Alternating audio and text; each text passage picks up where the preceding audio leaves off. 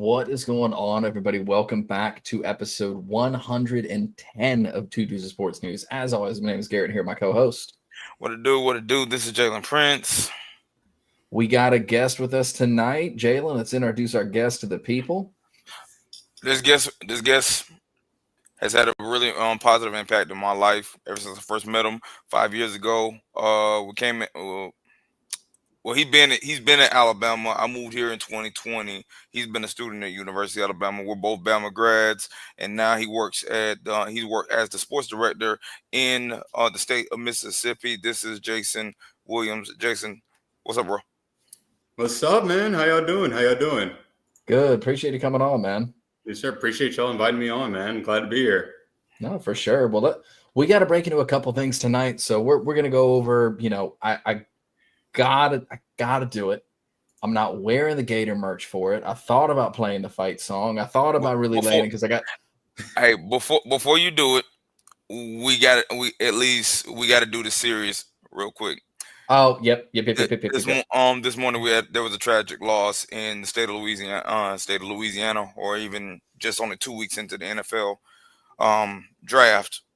The sad passing of LSU star wide receiver Kyron Lacy passed away earlier. I believe this was today, this morning. Came out this morning. Yeah. The details of it were. I don't like to get into the details of how. Folks are just gonna have to look that one up. Nothing is certain right now, but there is speculation. We're not going to get into it because that's not what this is. But he was found dead in Houston. Whatever the speculation is, folks, check on your people. You never know what they're going through, and sometimes you even know what they're going through, but check on them anyway. Everyone knows. Ask them if they're okay, and for those that are going through something, look, it's cool to keep it to yourself, but it's even cooler to ask for help, and it's okay to ask for help. So prayers out to the Lacy family, prayers out to the LSU family. Just gone too soon. Absolutely. And I mean, everyone in my friend group knows they can reach out to me. Everyone has a friend in their friend group. It is okay to reach out and ask for help. It's okay to talk about things. It's okay to not be okay. It's human, it's natural, and just check on your people. Man, you're taking the wind out of my sails going into my bragging. Yep. But yeah, RIP, Kyron Lacy, age 24. Absolutely. Just keeping that family in just my prayers and just that whole community in my prayers, and hopefully, God can cover them while his family's going through this trying time right now. Yeah. But we got to get on along with the show. Just wanted to go ahead and pay our respects early on into it. But let's get down to business. I believe there is some celebrations to be in order for my co-host. And yes, sir. Garrett, y'all handled your business. You did what you're supposed to do. First of all, it was a dogfight, as we knew it was going to be. With Houston, for those that have been living under a rock, the Florida Gators are the 2025 national champions. They won March Madness, handled their business. Walter Clayton Jr., I believe, was the most outstanding player in the tournament. Well deserved, well earned. He was the baddest man in the SEC. He was the baddest man in the country. He showed it every which way. This is the first national championship that Florida has since they had Al Horford, Joakim Noah, and the crew way back when. So Garrett, I gotta ask you. Us as Bama fans, we were rooting for you. This is gonna be the rare time that we was rooting for you, but we was rooting for you. Hopefully, I could have heard that. You've earned it. I don't want to play the whole song. Yeah, I don't own it, so I don't play the whole song. Hey, you've earned it. But Walter Clayton is a bad man. That's a bad man. That man kept us in so many games this series. Kept us in so many games down the stretch.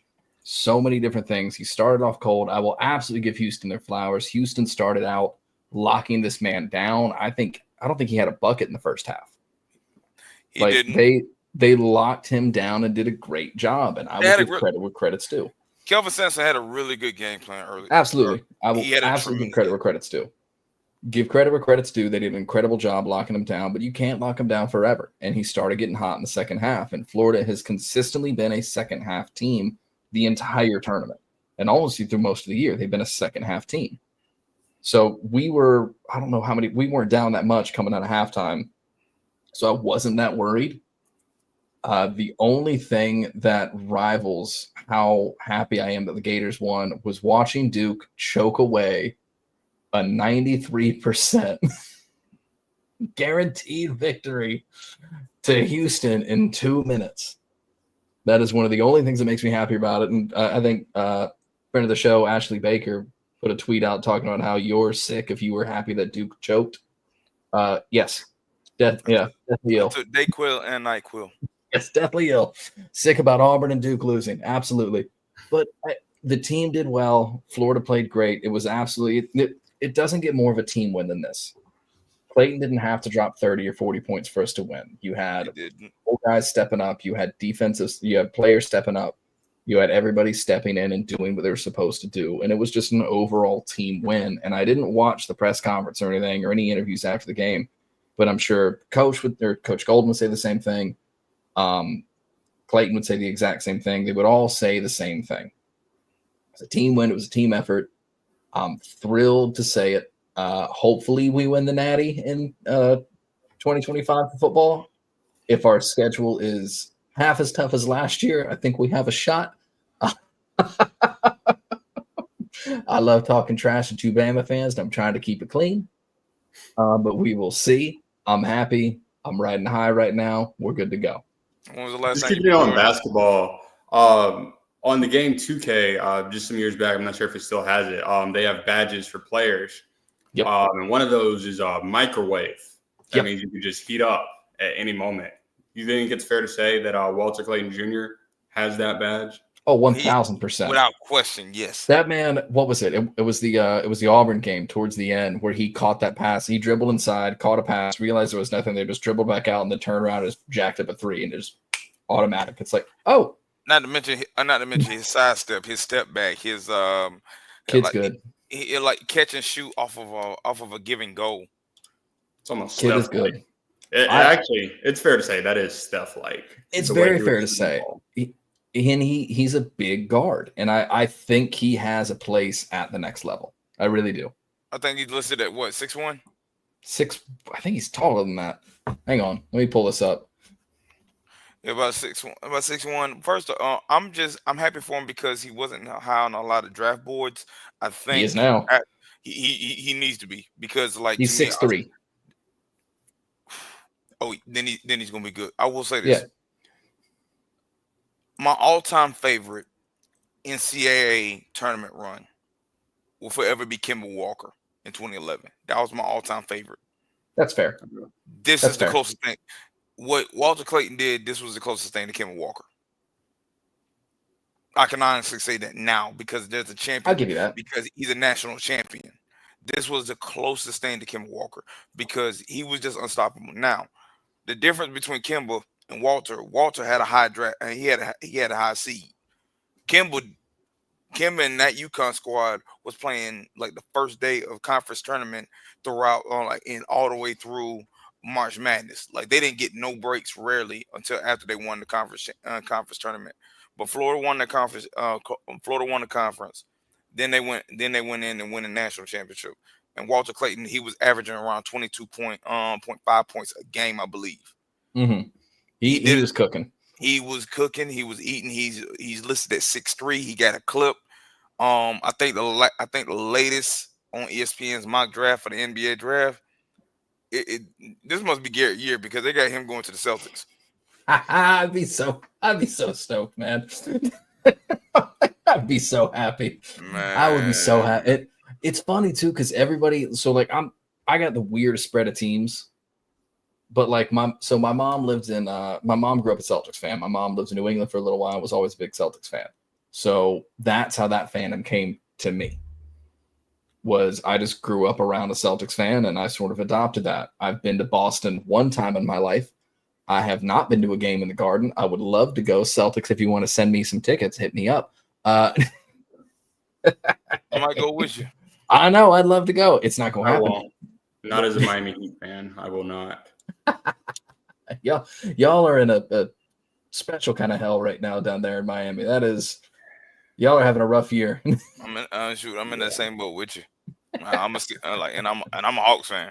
Can't get out of the play-in tournament for God knows why. We're gonna save the Nuggets talk for an episode later down the road because what they just did was insane. But if we want to keep it college ball, yeah, we got to keep it college ball because let's keep it college ball. There's been some big news. There has been big news. I'm gonna let you introduce it. I'm gonna let you introduce this one, and Jason, you're gonna talk about it first because you was very adamant when you called me, wanted to talk about this. Yeah.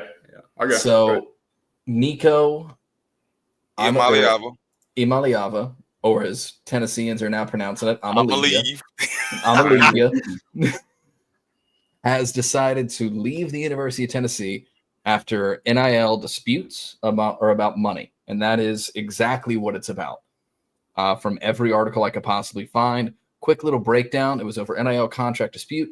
Missed the final spring practice, was seeking a raise on his existing NIL deal, which was reported in the $2.4 million range. He wanted $4 million. Tennessee didn't want to go that much higher, especially because, last year, would you consider last year a $4 million year for Nico? Doubling the output that he was given? Because I certainly don't. No, but given the market of a talented quarterback in college football, it's always going to be high.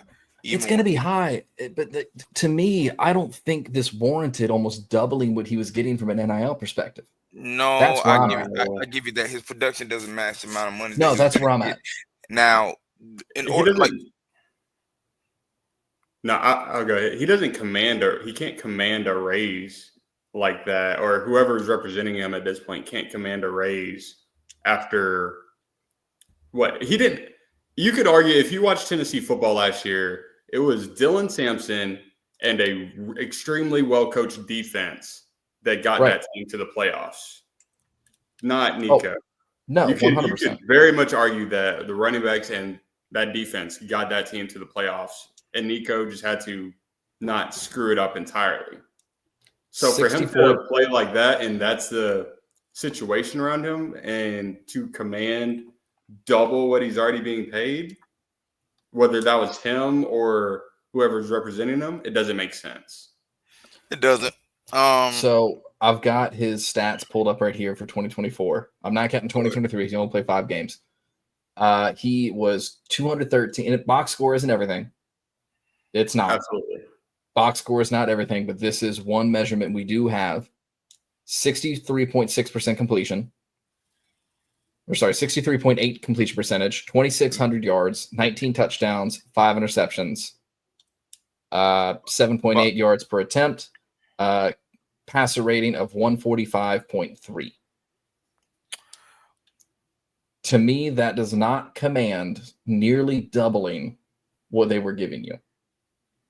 It doesn't. Now, he was able to chalk up a few, I'd say, decent wins. Obviously he beat Alabama, but that game was more on Bama's. Again, that goes back to your running backs and your defense. True. That goes back to Alabama not handling their business, and he had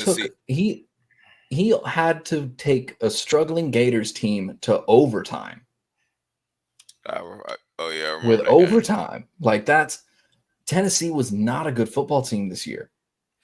Or this past season. They weren't. They weren't, especially given the level of expectations that they had going into this year. They weren't.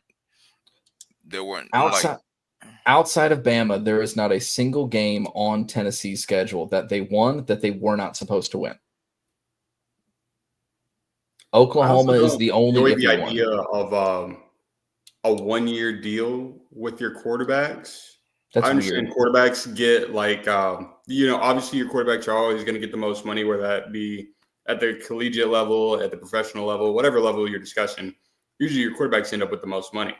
However, if our quarterbacks are going to be the ones with the most money and they're getting paid 7-figure deals, I don't enjoy the idea of them doing 1-year deals and then trying to renegotiate that every single year. That doesn't make a lot of sense to me. So I guess my question for me when it comes to this is NIL starting to get out of hand at this point for you guys, or do you because there's no way to walk it back. Okay, so first off, I think what gets confused among when fans talk about this in the first place, everyone's like, oh, well, we got to get a hold of this. The NCAA has to do something to get a hold of this. And I had a long conversation with Jalen about this yesterday. I was saying, hey, the NCAA never wanted this in the first place, right? They fought this all the way to the Supreme Court. Don't remember which court case it was, but this was fought all the way to the Supreme Court. They fought this thinking they were going to win the case, right? So they didn't set up any guardrails that everyone wants to, to like set a cap or, hey, if we're going to do this, we're going to put them on contracts, or we're going to put a cap on how much these kids can get paid. We're going to put a cap on where this money can even come from or be allowed in the first place. Everybody wants something along those lines, correct? Yes.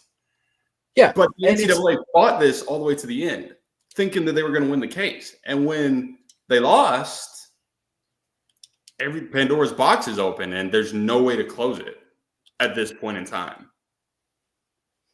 Well, I feel like that's something that gets lost in all of this. That's very fair. That's very fair. And I think they're going to start putting rules on it probably next season. I feel like at this point it's too late in the game. So here's the issue though, getting into that. You get back into what the biggest thing that always drives me crazy with NIL is the people who act like it's ruining the sanctity of the game. Players have been getting paid under the table for decades, and it's well documented. And I have personally, Jalen, I'm sure Jason, you might be in agreement with this, but Jalen and I share a similar vote on this. No issue with players getting paid. No, absolutely none whatsoever. You're putting your life and body on the line for the school. Who's making millions off of this. Absolutely. You absolutely have a right to make money off of your name, your image, and your likeness. I have no issue with that at all. I think you can limit, I guess, how almost treat it like a cap situation. How much does each school get to actually have, for its NIL budget? Because right now, for the most part, correct me if I'm wrong, NIL is privately funded. It's not by the university. It's by other people who are putting money into it, correct? Like NIL funds and collectives, stuff like that. Yes. Yeah, you have your I cover Ole Miss and Mississippi State. So you have your Grove Collective. You have Mississippi State's Athletic Fund. If you're at the University of Alabama, you have Yay, Alabama. Yep. But each university, for the most part, just has their own collective that's funded by donors and fans. And they'll send in these giant checks to help fund it. Oh, yeah. And to me, if you want to, it drives me nuts because like some of our friends of the show, or friend of the show, Brent, up there at 1420 was talking about this a little while ago, back when NIL was first being brought forward and being more and more on the scene. If some car dealership owner wants to spend $4 million or $10 million to have Jaden Rashada hang out on his team at Arizona State to bring them a natty and he's got the money to do it, go for it. Your money, do what you want. I don't care. But to me, we're getting to a point with how wide open the transfer portal is, with how NIL is happening. It's like you guys said, it's Pandora's box. It's difficult to put it all back in. And they're going to have to put reins on this somehow. But but again, I go back to the same question. How do you regulate it? It starts with having, in my opinion, it starts with having a set amount you can spend on players. Now, the problem is you treat it like an NFL roster at that point. The problem is that then leaves the table open for behind closed doors type deals happening again, under the table cash coming around. That's where that's going to happen. So I think we're in a weird era of college football and college sports. It ain't no weird. No, it ain't no thing. I call it, I call it weird. But like we're in a weird era of college sports. But to me, I think there is a way to fix it, in my opinion. But smarter people than me are going to have to put the pieces together and figure that out. There's a reason I'm sitting at a desk in a 2-bedroom apartment in Savannah, Georgia, talking about this with. Let me answer this. Does the NCAA need to get involved with this? Because I was talking to Garrett about this. Like, there got to be a regulation. I asked him, like, can you put a cap on it? And he was asking how. So your Pandora box has already been open. How do you shut it? How do you try to gain control of it? How do you try to get some type of how do you preserve it? Because now again, dog, imagine if Nico would have won out the holdout, Tennessee would have broke, and then they would have paid him the money. Do you know how big of a bigger issue that would have caused NCAA college football, like And I just think college athletics in general? I think Tennessee knew that, and I think that's why they didn't cave. Tennessee's Yeah. like, you didn't do bad for us last year, but you weren't the reason we were winning games. Jason said it best. Not once did he put the team on his back and carry them to a win.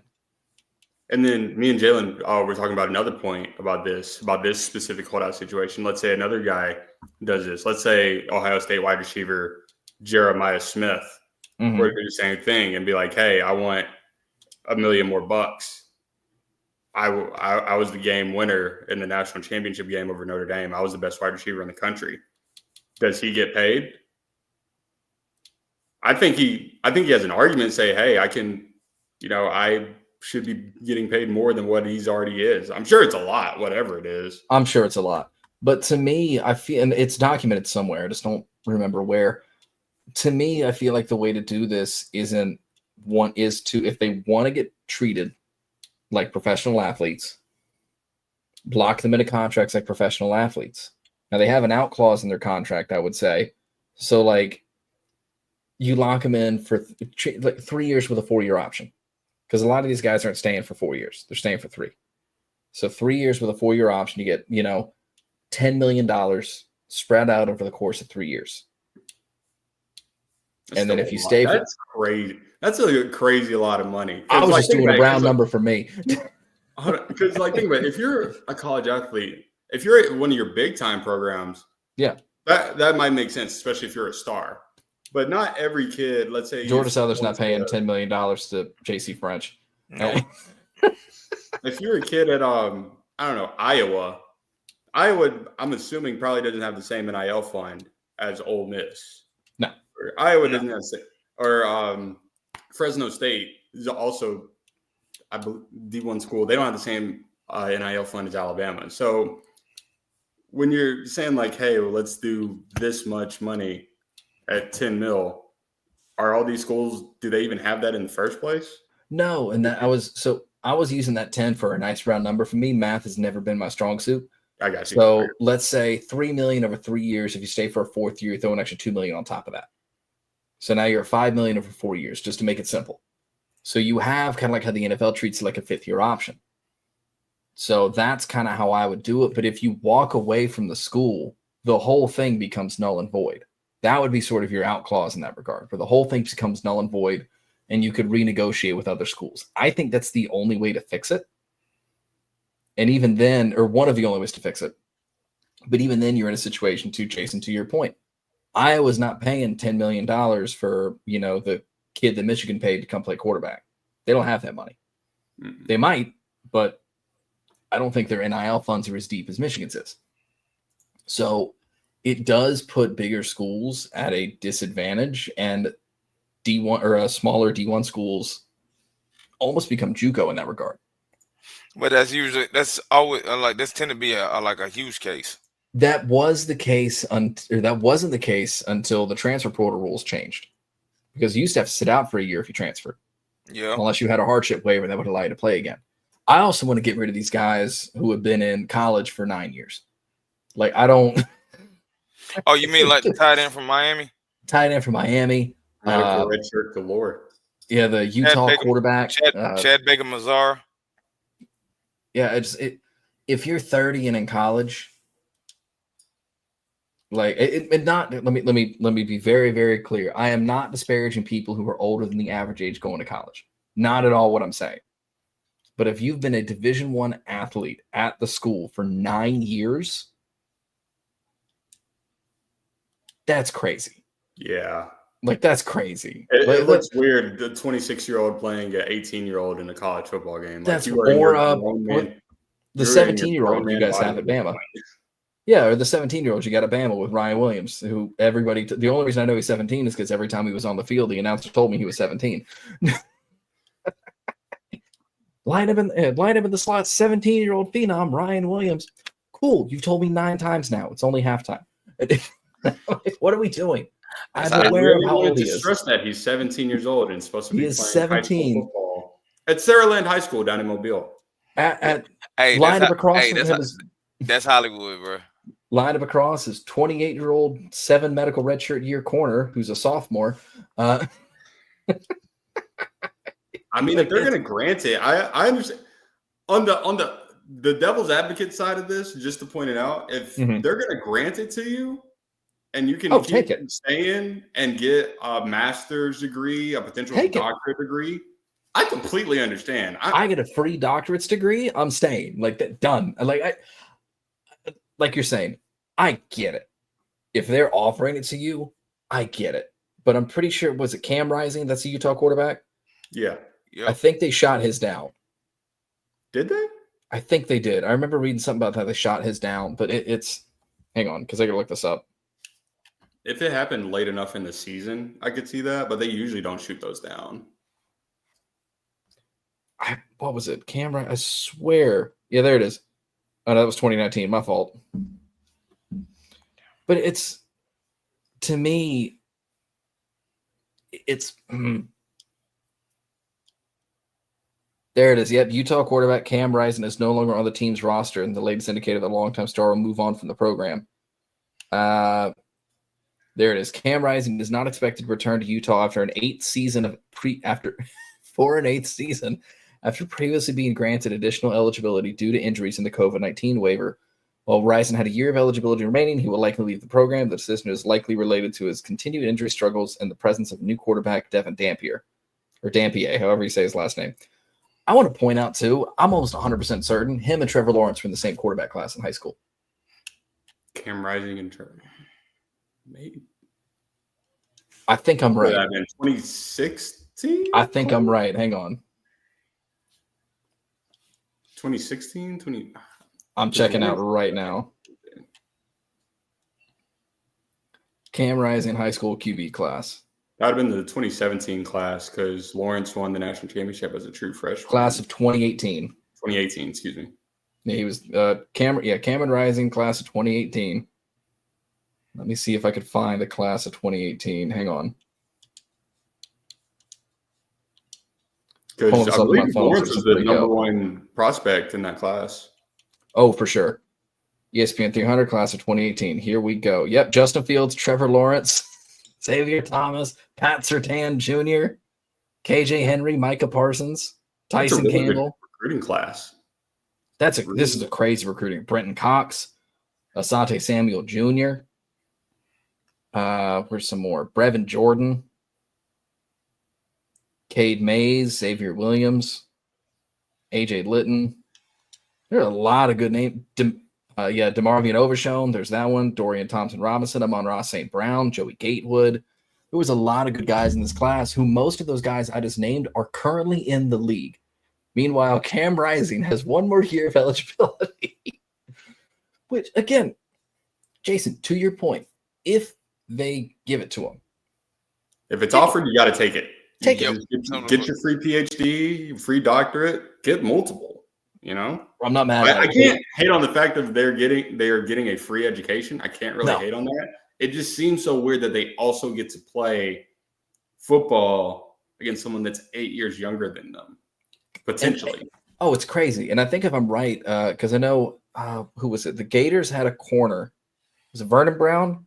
Back in 2012 to 2013, something like that, over a decade ago, who was a grad student. And they only gave him one extra year, if I remember. Because as a grad student, you got 1 year at the time. And then that was it. So he was like a super senior, and then he was done. So like 5 years was usually your normal super senior. 5 to play 4. Yes, 5 to play 4, which is crazy to me. But that's we could talk about that all day. We got to keep moving. Couple stuff we got to move on to is one of them being NFL draft season. What are we? 2 weeks away. 2 weeks away. We're 2 weeks away. WrestleMania is next week, but that's a different conversation for another day. But we're 2 weeks away from the draft. What have you, hey Garrett? What have you heard? Because I've heard this, and like this happened. Players can play in speed. Yeah, Shador Sanders to go to one of those teams. Yeah, I mean, I've heard Shador's gonna fall. I've heard I'm hearing all kinds of things. I've heard Shador's gonna fall. I've heard everybody is over the moon with that wide receiver from with Golden from Texas. I've heard Matthew Golden. I've heard Tedero and McMillan is falling. Yeah, he's falling. He's fallen a lot, and he was originally one of my favorite prospects. So was Isaiah Bond. Isaiah Bond is plummeting with his not 240 around him. Recent news around him. Yep. What did I miss? Yeah, you didn't see that? It came out some point this week. Caught up. It's like I missed something. Yeah, hold on, let me. I've been insanely busy this week. I missed something. Normally we don't record this on a Sunday night. But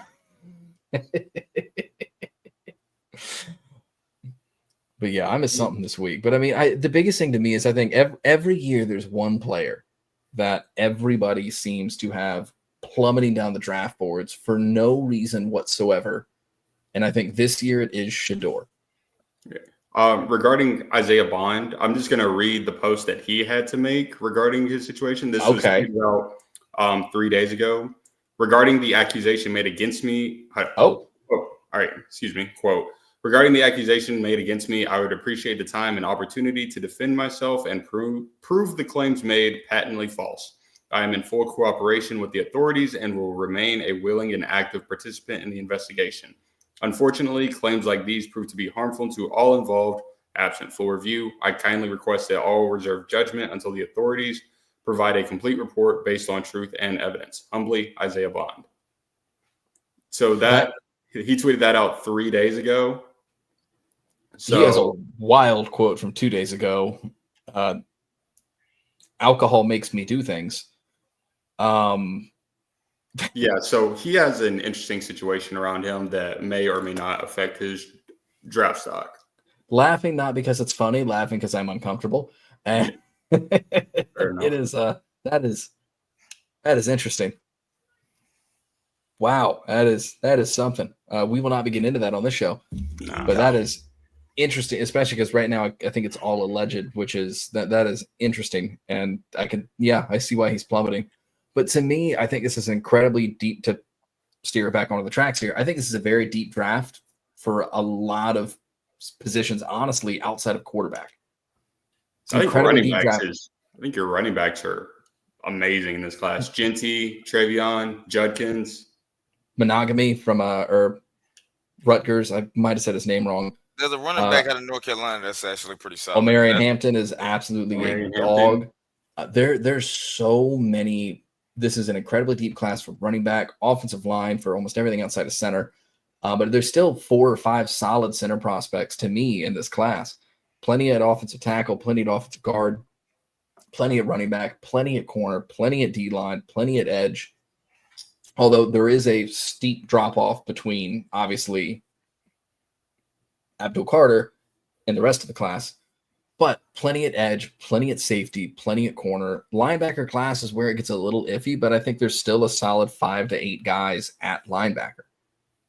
I think the only spot where this is not a deep class whatsoever is the quarterback class. Because after the only 2 proven things on the roster right now, no disrespect towards the people I'm about to leave out, the only 2 proven people on this roster are Cam Ward or this class for quarterback are Cam Ward and Shador. That's true. I think with the least amount of question marks, because they all have question marks. Nobody comes into this class perfect. Okay, but how much question marks do you have with Travis Hunter? With Travis Hunter, the only thing that worries, and I might get hate for this. I've been saying it for days now at this point. Travis Hunter, to me, is the best athlete in this class by far. I don't think anybody can dispute that. I do not think he's the best wide receiver, and I do not think he's the best corner in this class. I think he's the best athlete. I think he goes top 10 because he has, to me, the player I can compare him most to is Trayvon Walker, with an insane athletic freak with a very, very, very, very, very high ceiling. And if you can tap into that potential, he will absolutely be a perennial all-pro of this league. The biggest 2 concerns I have with Travis Hunter are size and ability to wrap up. Because these guys in this level, as what's his name? Running back from Bama, Richardson. As Richardson learned, these running backs here and these wide receivers and tight ends here aren't scared to hit you. Nope. They will relish the fact that they can run you over. And if you shy away from contact, guess who's getting picked on every single play? The only thing that concerns me about Travis Hunter are two things that are very, very fixable. Ability to wrap up and tackle, and size. You can put on weight, you can teach mechanics. Yep. That's my biggest concern with Hunter. Biggest concern with Shedeur is mobility, especially as we're going into a more and more mobile quarterback-driven league. But here's the thing. He's mobile enough. Look, because think about this. For sure. You look at Joe Burrow. He's not the most mobile guy, but he knows how to. He's mobile within the pocket. And like you look at Brady, even when we was going through the period of like more mobile quarterbacks, Brady's still able to maneuver in the pocket. You got to be mobile. Like look at Jared Goff. Now, albeit he's surrounded by a bunch of talent, we already know. But at the same time, like he's mobile within the pocket. He's quick at getting the ball out. He understands the game, the nuance of the game. The IQ is high. The same thing with Shedeur. His IQ is high. For sure. Whether you want to believe it or not. I'm a Shedeur believer. That's no big secret for me. Like I believe in Shedeur. He's gonna be fine. I'm hoping I just hope he don't go to the Saints. I like him. I like him for the Steelers. He will not make it out of the top 10. I'm going to lock it in now. He will not make it out of the top 10 because if there's one thing we learned, and we've learned time and time again, people will reach for a quarterback. Absolutely. Christian Ponder was a first-round pick. Kenny Pickett 2 years back. Kenny Pickett. The correct answer to Christian Ponder is who? I remember that draft. That was like what, 2010? It was a weird draft. Christian Ponder, Kenny Pickett, Malik. You remember Jake Locker? I do remember Jake Locker. Was EJ Manuel a first-round pick? Was he a second-round pick? EJ Manuel? I think he was first. I don't think he was first. He might have been second. But again, guys who clearly weren't – it's people will reach for a quarterback. And within the first three teams, there are guys who need a quarterback more than anything. I still think Cam Ward was number one overall. No questions asked. That's Callahan is not married to that – or is not married to Will Levis. Nor should he be, because that man is buns. But to me, I think the biggest issue with Shedeur and what concerns me is I like a confident player. I think before he will be great, he will be humbled at this level. Dude, I think he's already humble. He's just really confident. And that's not me saying he's not humble. I think he is going to have a situation where he is going to suck for a good portion of his first season. And I think his learning period might be a little longer. I think it's going to be a little longer. I don't think, and like I want to be very clear. I'm not calling him arrogant. I'm not saying anything like that. I have no issue with confident players, but I think he hasn't had. I mean, I would say the first year at Colorado might have been a down year, but even then, statistically, like it wasn't really a bad year for him. I think when he gets to the league, he's going to have a rough first season. But that doesn't mean the potential's not there. It's how he's going to rebound from it. And I think he has the mentality and the ability to rebound from it. I do believe Shedeur will be successful at the next level. I just think it's not going to be – he's not winning Rookie of the Year. Let's put it that way. He ain't winning Rookie of the Year. It depends on where he goes, though. He ain't winning Rookie of the Year. I don't care where he goes. He will not win Rookie of the Year. Well, we'll have this on tape. I'll back it up. If it is one thing I do, I will stand by what I said. He will not win Rookie of the Year. If he goes to Pittsburgh, who is his coordinator? Arthur Smith. Good point. That's what I'm saying. I don't care if you have DK and George Pickens. Your coordinator is Arthur Smith. That's my point. Even if he falls to Pittsburgh, he will not win Rookie of the Year. And there are two Falcons fans or Falcons watchers who are sitting on the show with me who understand exactly why I'm saying what I'm saying. He will not win Rookie of the Year. No, he will be a first-round pick. I don't think he makes it into the top 10, but even if he does, he's still not winning Rookie of the Year. So, but that's that. I think he's the one who everybody has following this year, and he'll be just fine. I don't see him. As far as your quarterbacks go, Cam and Shador are your top two guys. I think your question marks get weird with your next group of guys. I'd say your next group of guys are Milroe, Dart. Ewers is in this draft, right? Yeah. Ewers is in this draft, yeah. Okay. So I think me and Jalen were having this conversation yesterday. I think the quarterback class this year gets kind of a bad rep because the guys who had the hype around their names going into this 2024 college football season, this past season, didn't live up to their expectations. Your guys, your media darlings heading into the season being Milroe, Ewers, and Carson Beck. Yeah, for sure. I think your media darlings didn't live up to their expectations, and now one of them didn't even hit the draft. He's now at Miami. And then 2 turnovers before he even stepped on the field.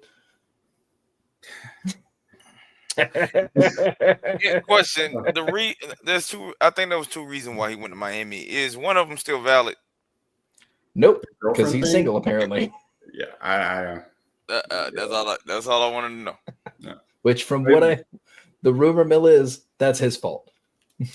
Back to my point. Beck is now not in the draft at all because he had such a rough year. College Game Day was running segments on the kid saying what's happening with Carson Beck middle of the season because it was just that rough. Jalen Milroe, I'd say about after the South Carolina, actually, I'd say first half of the South Carolina game is when you start to see a regression in his play. I think he was good up until the South Carolina game.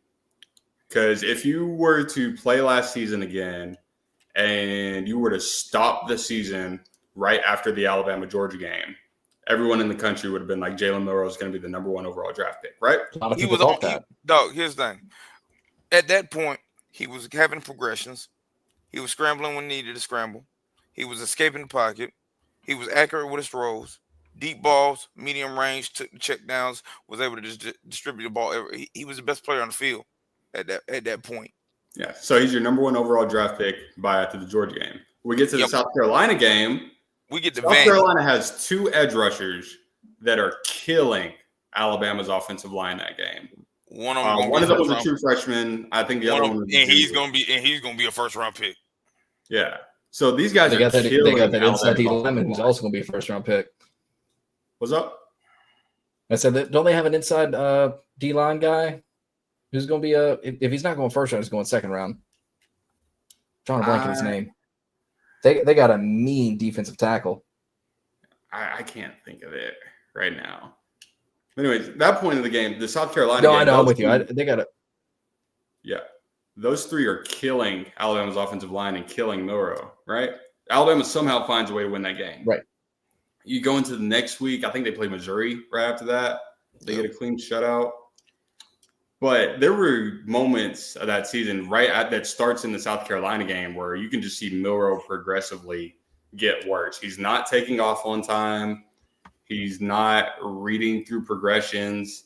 And then you just go back and question everything. Like, how did we get from what happened in the Georgia game to what we had at the end of the season in the Michigan game? And like you was wondering, where did it go bad? Yeah. Right. My point is first half of the South Carolina game. That's where I think it all starts. To me, I think Jalen Milroe is this year's Anthony Richardson. And I have stood by what I said, and I will continue to stand by what I said. I even have Colts fans having me defend this man, which as a Jags fan, everyone knows how hard that is for me. But he's also a Gator. He is also a Gator. But I'm also trying to keep it just be realistic about it.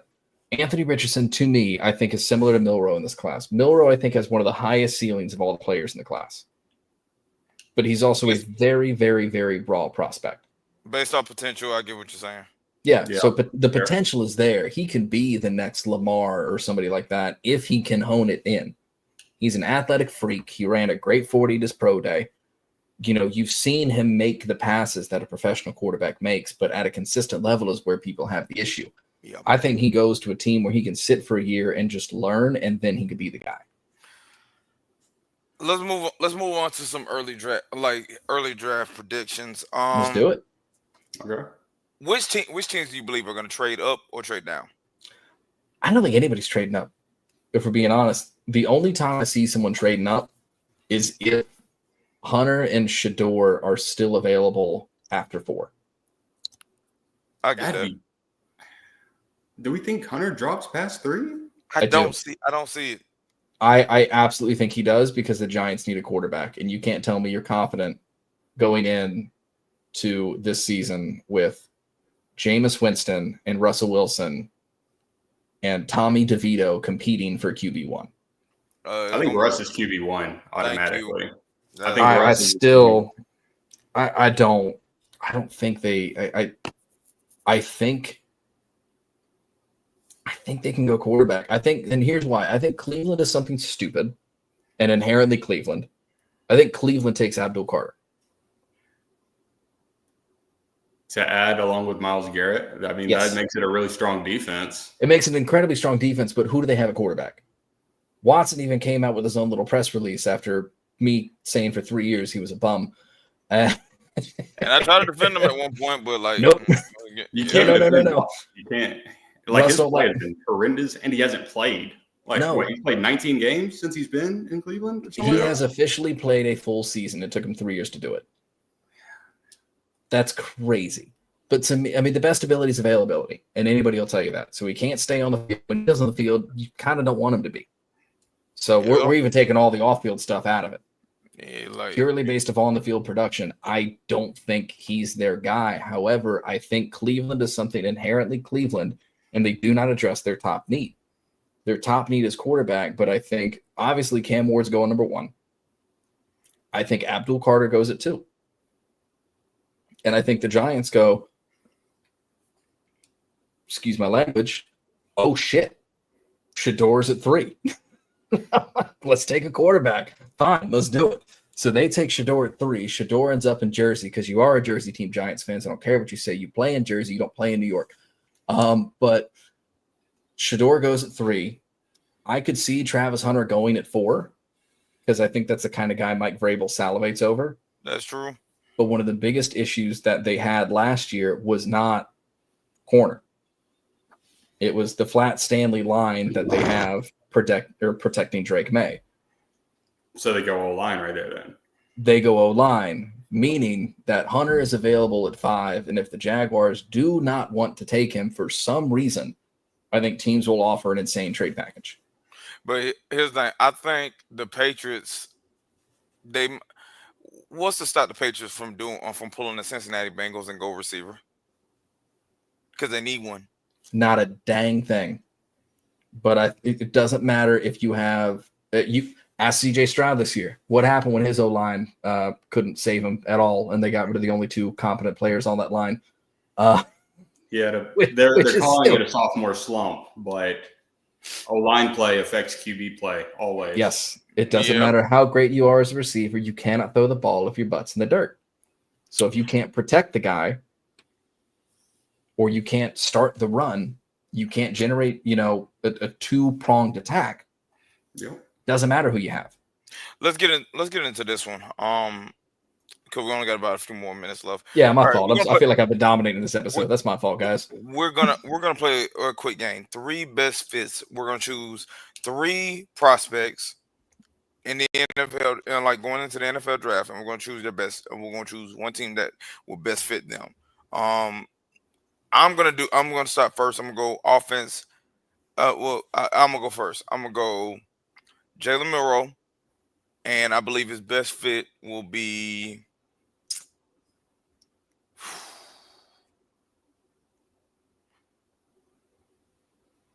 I think it. Yeah, that's a tough one. I'll go Seattle. I think it'll be good for him. Low market. There's going to be some hype around him as far as in that area, but not no big national media type of ordeal. He'll be able to sit back, probably learn the Clint Kubiak system, but really get that dynamic playmaker in the NFC West for that team in the Pacific Northeast, Northwest. I think that'll be good for him. He'll have Jackson Smith and Jigba and Cooper Kupp. Even though Cooper Kupp is a 1-year rental, I think that'll be solid. The next best fit. Well, the next person, I'm gonna go even though his stock is slightly fallen, I'm still gonna go Territory McMillan, and I'm gonna go to Carolina. Okay. They need a big. Bryce needs a big body. Territory is still Okay. one of the most talented guys on the team. Even though reports came out about like him not having him not studying film, I believe that's going to change once he gets into the league, obviously. But I think that's just two matchups that's gonna be really good between those two. There's another perfect fit, but I'll throw that out one a little bit later. My last Yeah. one, I gotta the last one. I gotta go Tyler Booker to the Detroit Lions. Okay. Okay. All right. All right. Jason, you go. Yeah, I got you. I got my 3. Okay, so Jalen mentioned earlier that I'm a sports director in Mississippi. I work at WTVA, which is a local station down in up in Tupelo, Mississippi, northeast area. So I cover Ole Miss and Mississippi State. So all of my guys are going to be Ole Miss guys because I don't believe this year Mississippi State will have anyone drafted. All due respect to those guys, not really sure at this point after that team going 2-10. I'm not really seeing that be likely. So first off, I'm going to start off with Walter Nolan, and I believe this would be he's not projected in any draft to go here. But a report came out yesterday about the Atlanta Falcons being confident in their 3rd round draft pick from last season, Braylon Trice. He had a torn ACL before the season got started, right?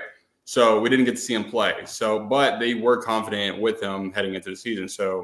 And they added Leonard Floyd this offseason. So I'm not saying that they won't draft an edge at 15, but I believe the Falcons could go interior defensive line with Grady Jarrett exiting and going to the Bears.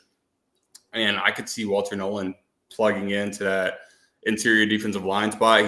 He's been a top first-round draft prospect since before the season even started. Had a great year being on a historic Ole Miss defense. I think they were first in so many defensive stats this past year. It was insane, and Walter was a key part of that. So I could see the Falcons potentially taking Walter Nolan at 15 right there. Trey Harris, the wide receiver for Ole Miss, he's been the one the past 2 years, 2 years that he's been there. You can take him over the top as a deep threat, and he can also make plays with a quick screen, make a man miss, and get you 5 to 10 yards, depending on who he's going against. So I think he's been a really good draft prospect the past 2 years from what I've watched. Can make insane catches. If you didn't watch the Ole Miss LSU game this past year, he has an insane catch where he's jumping over someone and making a touchdown catch.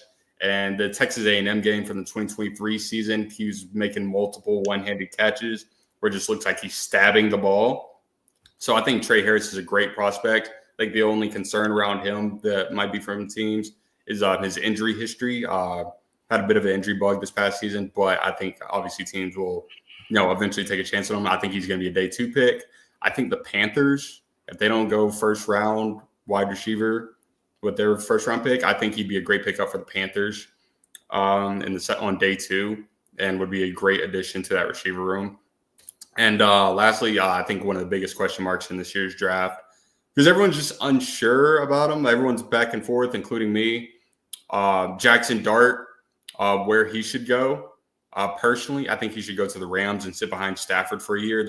I don't think Stafford's going to be playing that much longer. Dart, from the 2 years that I've been here, he's played extremely efficient football. This past season, I believe he threw 6 interceptions. The year before that, he threw 5 interceptions. This past year, he threw 4,000 yards. I think he plays extremely efficient football, knows where to place the football. The only question mark I have, I didn't really have this question mark in the 2023 season because I just thought the games that they lost, they were outmatched. Simply, when they lost to Alabama and Georgia, those are their only 2 losses in the 2023 season, and he led them to their first 11-win season. I just thought they were simply outmatched in the Alabama-Georgia games. This past year, they had 3 losses. First one to Kentucky, second one to LSU, third one to Florida, right? So your Kentucky game, I don't know. That was their first. Their 4 non-conference games didn't really prepare them for SEC play, and it just looked like it that day. And Kentucky just made one more play than they did. Your LSU game, he had 1 pick in that game, and I just went back and rewatched it. It was a late one, and he kind of just threw. It looked like he just underthrew the ball. He had a guy open or that had a step behind 3 guys, but the ball was just underthrown. And the offense just wasn't clicking that day. And at certain points in the game, they just got stuffed. The Florida game is where I believe most people's questions come from, specifically the last 5 minutes of that game. So They have a chance to win. They have multiple chances to win. And Dart throws 6 interceptions in the final 5 minutes, but he only throws 2 that gets caught. 2 actual interceptions, but it looks like he throws 6. I was more shocked. I think most Ole Miss fans, I think most of us were surprised that that game was as close as it was down to the wire. Yeah, and I think a lot of that being as close as it was at the end, Trey Harris got injured in the first quarter of that game, and an offensive lineman, one of Ole Miss's offensive linemen, I believe it was the center or one of the guards, got injured in the very first quarter of the game. So I believe that kind of screwed up a lot of Ole Miss's offensive game plan that game. That's not going to be remembered among everyone that was watching the game, but Trey Harris got injured early and an offensive lineman got injured early. So that messes up your entire game plan. But the way that game ended is just so baffling to watch because he had guys open, but it was just like he was just throwing it straight to the Florida defenders. So it was just like, what am I watching here? What's happening here is what it looks like. And it's also comes a question of, can you only perform when your team is ahead? True. Yeah. I believe that question pops up for Dart based off the 2024 season. But in the 2023 season, I don't think that same question applies. Yep. No, I hear you. My bad.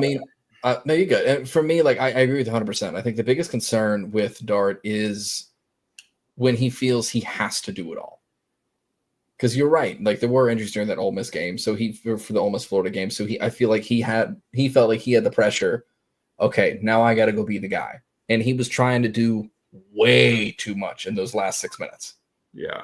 Way too much. And I feel like that's where the concern comes from. So I don't think he can go to a team that he needs to go to a team where he doesn't have to be the guy to be successful. Yeah. He needs to go to a team where he is in like a kind of like how JJ McCarthy was with the Michigan team. JJ McCarthy was not the reason they were winning games. He was he was the catalyst of it all, but he wasn't the reason they were winning games. He was the guy who was taking advantage of everything that they had. At the NFL, you don't have to be the best player on the field as a quarterback. Brock Purdy is a great example of this. He is not greater than the sum of all of the parts on that offense. But that offense is successful because they have a guy who is playing within the strengths and style of that offense and is doing everything that the quarterback needs to do for that offense. I think that's the only way Jackson Dart will be successful as he goes to a situation like that. And LA is one of those situations. It's a good point. Yep.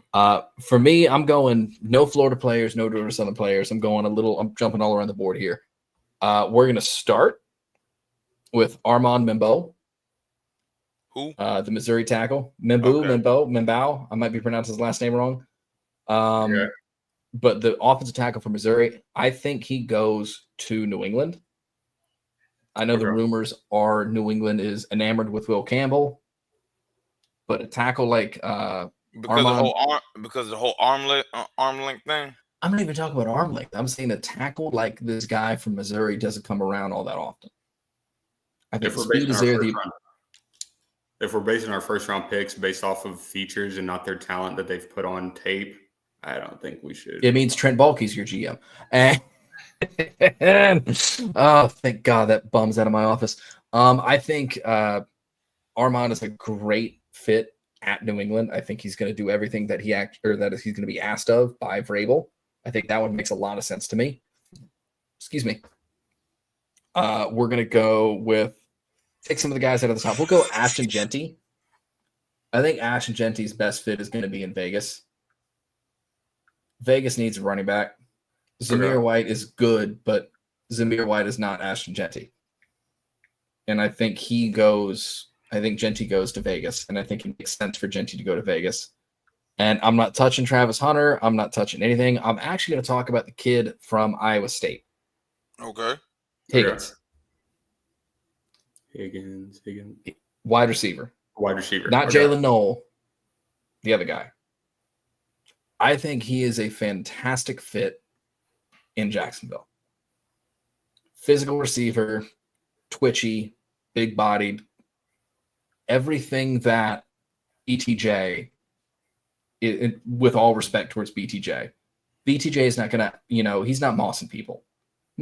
But he's going to run right by you and laugh as he does it. Yeah. To me, especially with who we have as a head coach right now, he is going to fill that Mike Evans role. Whereas BTJ is going to fill more of that Chris Godwin role. Dude, his name BTJ, just like he's a wide receiver one. No, for sure. That's not up for debate. But the kid I'm talking about, I got to make sure I'm getting this man's name right. Hang on. Make sure I'm getting his name right because I don't want to be wrong here. Yeah, Jay Higgins. I knew I was right. Oh, no. No, I'm not. Hang on.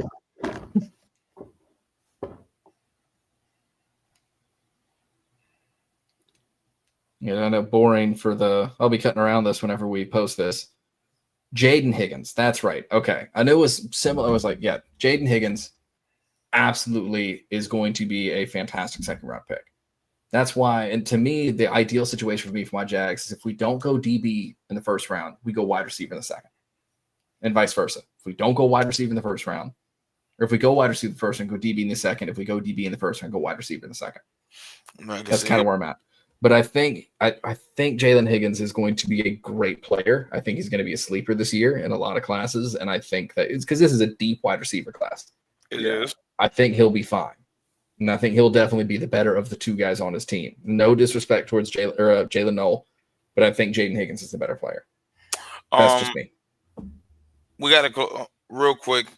We got one last topic to talk about. Then we're going to close it out. I was at A-Day. I worked it. The crowd capacity was no comparison to one last year. But we've been seeing this trend. Obviously, Jason, you cover Mississippi State, Ole Miss. Lane Kiffin announced that he canceled his spring game. Texas announced that they were canceling their spring game. The NCAA basically canceled the whole idea of a spring game between Colorado and Syracuse, which actually, to me, would have been a good idea. We're seeing this trend of spring games getting canceled. And mind you, I grew up in the South as many as y'all do. Yeah. I'm a big guy. I'm an advocate for tradition. Good, bad, but I'm an advocate for tradition. I will always respect traditions. Spring games is one of those things that are a part of tradition.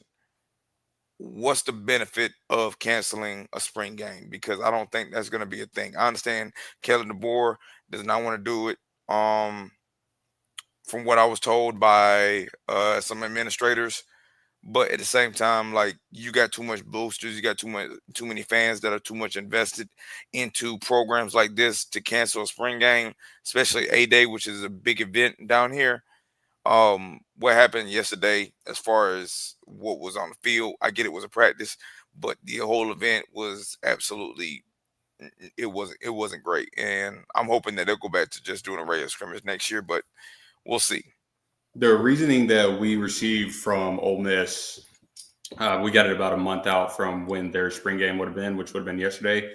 They said, Lane said that they are still trying to transition to everything to being a more, quote, pro style approach. So if you follow the NFL season or the NFL calendar, they have OTAs in the spring, essentially.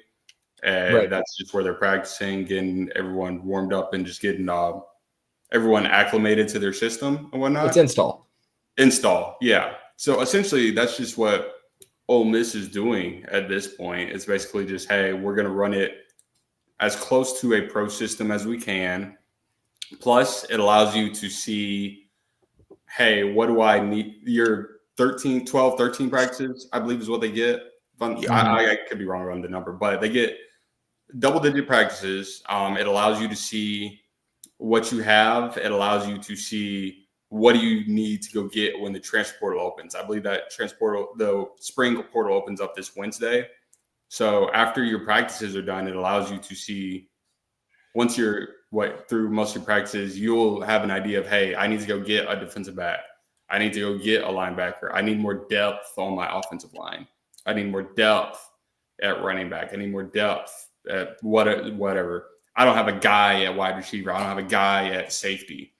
It allows you to know that. So essentially, I think at this point for Ole Miss, they're just taking it as a look at, hey, we don't need to get our guys hurt playing a spring game, and B, I just need to get a look and see what do I need to improve at certain positions. Do I like it? Not really, because we as fans, we don't have something to look forward to for the fall. We don't know what to look forward to in the fall, besides the fact that there's going to be some guys out there playing, but we don't have any idea who's going to be out there. I think you're right, and I mean, to me, the best way to do it. I mean, I like the spring game, but I think the reason why they pulled it away is, I think, Jason, you hit the nail on the head there. It's a situation where they're still installing certain plays. They're still bringing players up to speed. And a lot of the media, I feel like, and myself included, have done it before, they read too much into the spring game. Way too much. We did way too much of the spring game. They're like, it was 13-6 and the backups beat the blow. It's like, calm down. It's like, that could mean, first of all, it's install. Second of all, that could mean so many things. That could mean that our defense is just that dang good this year. Or our team is really, really, really, really deep. Or we're running plays that we don't want anybody else to know about, so nobody's looking ahead of us and watching us run our offense on national TV. So, like, I understand why some teams are pulling away from it. I like spring games. Spring games are fun, and spring games they're a good barometer to see where your team's at during the offseason. But people need to understand it's a spring game. Season don't start till August. True. You don't know who's going to be starting till fall camp. No, we have so much time ahead of this. So I feel like the reason why they pulled away from it is because people were viewing it as like, oh, they're reading too much into it. They're putting too much scrutiny in the program. So coaches like, I don't have to do this. I'm not doing this. But to the Syracuse and Colorado point, I would love to see that. Oh, yes. Yeah. I would love to see some, completely non-conference, and can't be like, Florida and Florida State playing each other or something like that for a spring game. It would have to be something like, oh, we've got NC State coming down for a spring game or something like that. Or for Bama, it couldn't be Auburn or Tennessee or A&M. It'd have to be, oh, we got Cal coming out this way for a spring game. We're going to go to the West Coast, for the spring game type thing. Like there's ways to do it. And I've always seen the benefit of having, because the NFL does joint practices. Yeah. That's great. It's a great barometer for what's going on, and it's a great metric to see where your team's at. Because, you see each other in live reps 5, 6, 7 days a week. Whereas if you do a different situation where you're playing against somebody else, you can actually see where your team stands. That's true. So I would like to see spring games go the Colorado-Syracuse route. And I think if the NCAA is smart and about money, which we know they are, they should allow it in the next year or so. I'm not opposed to it. And as far as, spring games being canceled, Mississippi State head coach Jeff Lebby, he was asked about, they are still having theirs. That's going to be happening this Saturday. And he was asked, because it was trending with teams canceling theirs. He was asked hey, are you keeping yours? He said, 1, yes. And 2, why? As well, they need as many reps as possible to get to know how good they are. And doing a game style spring game is the way to do that for them, and it's a great way to close out their spring. So it's full speed reps. Yeah, so they're going to get live reps and get to show it off in front of their fans on Saturday. So there is some schools on the flip side of it still saying, hey, we're going to do this because we need to get as much in-game reps as possible, because not everyone's good. Like Mississippi State, they won 2 games last year. I think the way to do as much as possible. Right. And I think the way to do is to do it how Florida did it. Not to sound like the homer here. Florida didn't televise theirs. Florida said, we're still having it. Fans can come. We're not televising it. So that, I think, is the way to do it, unless you're competing with other people. So, I mean, that's my guess. I don't know. I think spring game should absolutely still be around, but we can be on this topic all day.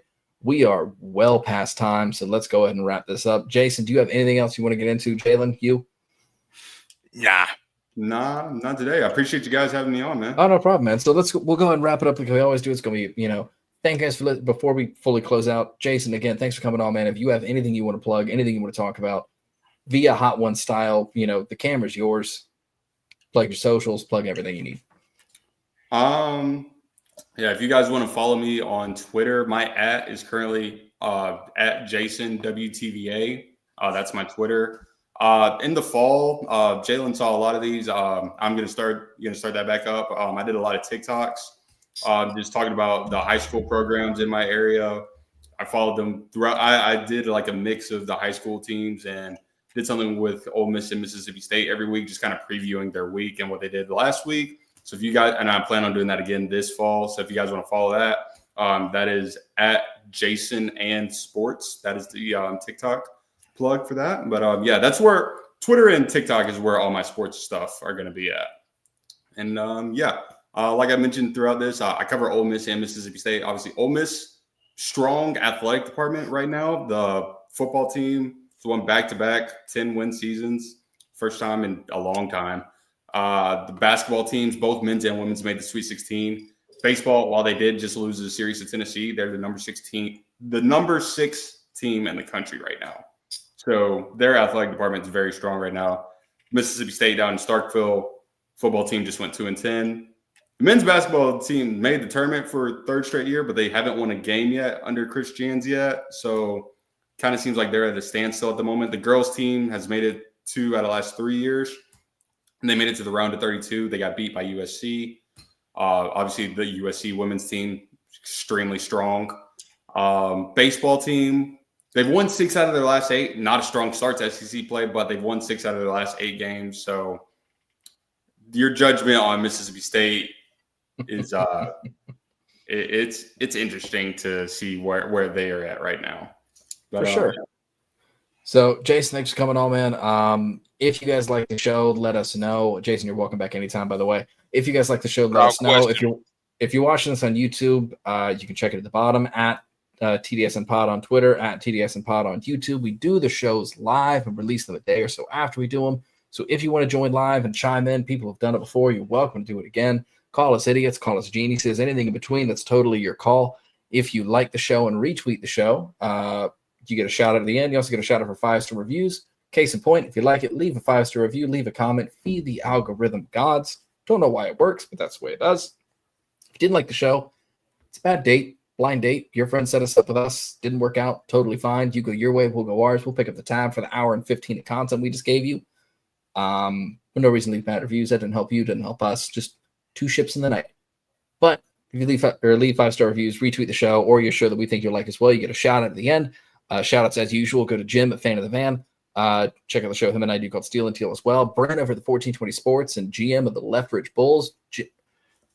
Brent, I would love a Lethbridge Bulls hat to put back here for the backdrop. That'd be awesome. Let me know where I can get one. Aaron over Brutally on Sports. Darian over at Chill Takes. Guys at IIP Radio. E-Man over at Average Sports. Him and Jim do a show called Cigar and Sports. Go check that one out as well. Always go check out Sports After Dark. If you are a wrestling, we're hoping to have them on soon. If you are a wrestling fan, casual like myself, hardcore like Jalen, go check out John at Wrestling Fan Insight. And if you're a gambling person, don't bet the house. Do it outside of an NFL facility and listen to Nate's Daily Wager. Thank you. And as always, we'll see you next time. Peace.